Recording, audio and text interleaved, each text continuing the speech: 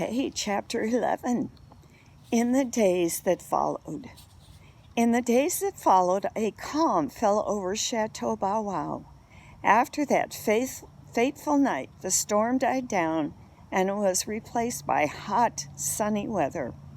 Heather was moved indoors with her babies, and Howard, when he wasn't inside visiting, was proudly extolling the virtues of family life. He also handed out bones on which he'd written, "It's a boy, and a boy, and a girl, and a boy, and a girl, and a girl, and a boy." I was very moved by his gift. Chester was nauseated.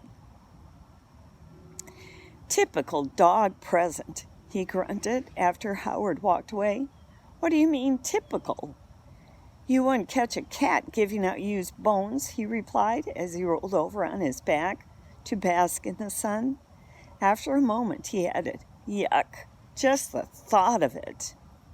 "Hello, Harold," a voice called out. It was Taxi stopping by to chat. I told him I was sorry for thinking he might have murdered Louise and Chester, and he readily accepted my apology. "Under the circumstances," he said to me, "it's understandable that you'd think I might have done it. After what I said about poison, I mean." "Yes," I replied. "And you seem pretty upset about Max and Georgette, too." "Well, I was a little jealous, I'll admit. But Harold, do you really think I'd murder someone just because I was jealous?" I was embarrassed that such a thought had ever crossed my mind. Chester naturally wasn't embarrassed in the least. "It happens all the time," he said. "Besides, you just look like you wouldn't hurt a fly. Doesn't mean you aren't capable of hurting that fly. I checked into your file while I was being held in the office, and I found out a thing or two." "Really?" Taxi asked in surprise. "What kinds of things?" Chester just smiled. "You read the files?" I asked. "Yep. Harrison and I pored over every single one of them that evening, and let me tell you, there was some pretty interesting stuff." I started to panic. I was hoping there was nothing in my file about the incident with the geranium. I mean, it had been in poor taste, and tasted pretty poor, too. To eat Mrs. Monroe's favorite plant. I didn't sleep too well after that one, but whether that was from an unclear conscience or an unsettled stomach, I wasn't too sure. Chester must have been reading my thoughts. He looked into my eyes with a knowing little smirk. "Geranium?" I inquired innocently. He nodded his head. Was nothing sacred, I thought. Boy, you make one mistake in life and they never let you forget it. "There was also mention of the episode with Mr. Monroe's electric shaver," he added. "Boy, you make two mistakes in life and they never let you forget. That one wasn't really my fault anyway. Could I help it if I thought he was being attacked by an oversized bumblebee? It was perfectly logical error." "Clever of you to grab the shaver with your teeth and toss it in the toilet the way you did," Chester commanded. Taxi looked at me with a queer sort of expression on his face. I couldn't tell whether he was appalled that I had done such a stupid thing, or appalled that he hadn't been as clever under similar circumstances. He just shook his head slowly and said, "You're some dog, Harold." I decided to take that as a compliment. "Thanks," I replied. "Yeah, you're some dog, all right," Chester joined in. "So clever you couldn't even figure out the message I sent you until it was too late." "So it was from you," I said. "Of course it was from me. What do you think it was, a fan letter from Taxi here?" Taxi looked puzzled. "What message?" he asked. "Oh, just a little after-dinner reading I sent Harold." "Huh?" I was getting fed up. I had tried and tried to keep to get Chester to tell me the whole story, but he kept pleading emotional fatigue. "Come on, Chester," I said. "Tell us what really happened." Okay, Chester said irritably. "I'm still suffering from mental exhaustion, of course." "Would you like to suffer from physical exhaustion as well?" I asked between my teeth. He picked up his tail with one paw and began to bathe it. "Boy, talk about impatience," he said. Taxi whispered to me, "Is he going to tell us the story or take a bath?" "I know, Chester," I answered quickly. "And he always bathes his tail."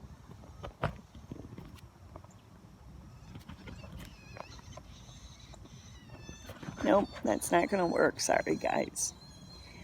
"I know, Chester," I answered quickly. "And he always bathes his tail before he settles down. Don't worry." "If you two boys in the back row will stop whispering," Chester said, dropping his tail, "I'll begin." And so it was that I heard the true story of the events at Chateau Bow Wow. "As I was eating dinner the other night," Chester began, "I felt myself growing drowsy. Oh no," I thought, "how could I be so dumb? I was so worried about staying awake that I hadn't even considered the obvious. And here it was, right before me." "Here was what?" I asked. Chester stopped and gave me a look through his half-closed eyelids. "The food, Harold," he said. "Oh, after all, we knew Louise hadn't eaten all of her dinner the night before, and we knew there was a good chance she'd been poisoned. By that time, I had figured out that Harrison was the culprit. So How did you know that?" I asked. "Patience, Harold. You can't rush a great mind." "Oh, I'm sorry, Chester. That's all right. Now, where was I?" "Something about a great mind," I said. "Before that, oh, yes. So it stood to reason that if Harrison had poisoned Louise, he might pull the same trick on someone else. As I say, this thought didn't occur to me until I'd already eaten some of my dinner and was beginning to drift off. I tried to call out to you, Harold, but my voice was fading. You couldn't hear me. I felt awful thinking my poor dear friend calling out for help in the bungalow next door, and me being unable to heed his plea.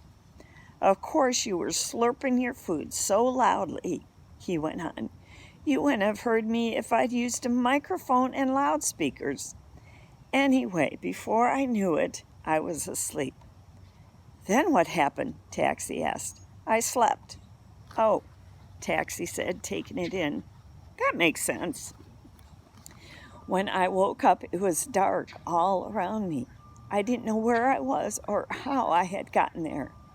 After a while, my eyes made out a window, and with the help of a little bit of light coming through it, I could tell that I was inside a cage of some kind. I tried to undo the latch, but there was a heavy padlock on the outside. Seeing that there was no way to escape, I had no choice but to wait it out till morning. And when I woke again, it was light in the room, and I realized I was inside Greenbrier's office. Suddenly, Harrison's face appeared before me. I felt my heart pounding in my chest. "Good morning, Chester," Harrison said. I wasn't fooled by his pleasant tone of voice. "I'm sorry, but I'm going to have to put you downstairs for a while." And he picked up my cage, carried me down into the basement, and left me there all alone. Now, the thing is, I must have been near a heating duct or something, because I could hear what was going on upstairs in the office. Jill had arrived, and well, it doesn't matter anything that was said. The important thing was, "I know," I said, interrupting. "I heard it too. Harrison told Jill you were poisoned."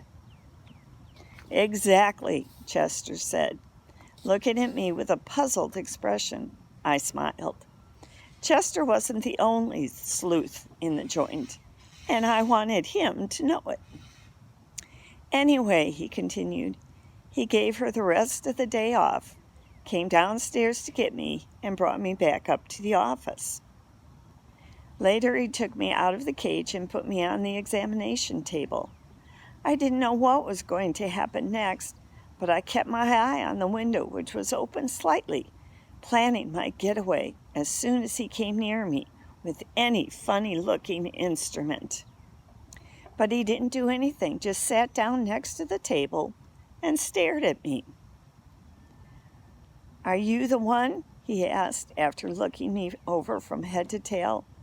"I don't see what's so special about you." Well, the insult aside, I found what he had to say very interesting. I wanted to know what he meant. So I began to purr. I sashayed over to him and bumped my head against his shoulder. I looked up at him with big, soft, mushy eyes, and just when I had him hooked, I got the purr going a little bit deeper in my throat, so that it sounded like I'd just fallen in love. People are suckers for that stuff. Harrison was no exception. "Aw, you're a nice kitty," he said, patting me, "but you don't seem very special." I almost stopped purring at that, but remembered that I was after something. "I was sure you were the one. Doc says you're special. I heard him tell your family, and your file has got some pretty interesting stuff in it. Still, you look like a pretty ordinary cat to me." I wanted to bite him then, but resisted. Knowing Chester, I had to admire his restraint. Well, then Harrison let out one big sigh and shook his head. "Maybe I'm just not cut out for this racket," he said. "First, I thought it was Louise. After all, she's pretty fancy looking. But then once I got her home, I don't know. She just didn't look so unusual. And then I looked back in her file and found out she's not even a purebred. So I figure I had the wrong one. Well, it's not so bad with her, I mean. I made it look like she escaped. I can just bring her back any time I want. Meanwhile, she's not having such a bad time of it over at my pad. Watching TV all day, eating leftover Chinese food. What could be better? So I went back to the files and read up on you. And I remembered what Doc said about you. And I figured you're the one. But now, I don't know." And he just stared at me for some more time, his face growing more and more perplexed. And then he said something that really frightened me. "Too bad I made it look like you'd been poisoned. After all, I can bring you back from the dead. I can't bring you back from the dead, can I? If you're not the one, we're both in trouble." "Of course," he added with a chuckle. "You'll be in more trouble than me, but..." Well, I felt like running for the window then and there, but I was determined to see it through. What did he mean by the one? Who was he after and why? I purred even more loudly. "Hey, you're really friendly, aren't you?" he said. And then, reflecting back on his problems, he said, "If only I'd heard the rest of that phone conversation." He paused a minute and then looked me squarely in the eyes, as if he'd heard me asking him to explain. "See, Chester, it's like this. I heard Doc saying something to somebody on the phone that they shouldn't worry, that he knew how valuable they were, and he'd take good care of them. I figured once I knew, I'd kidnap whoever it was, see? Make a mint, blackmail or something, you know. But how am I going to make a penny if I can't figure out who it is I'm supposed to kidnap?" Well, naturally, I knew right away who he was talking about. "You did?" I asked. "You did?" Taxi echoed. "Who was it? And how did you know?"